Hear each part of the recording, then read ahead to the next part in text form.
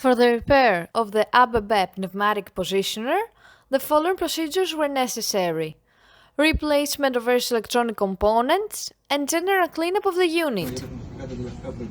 For testing, we add some pressurized air as power supply and a 4 to 20 mA input signal.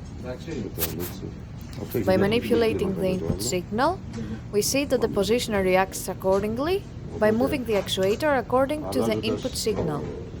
We can also see the movement of the actuator on the LCD screen of the positioner by percentage.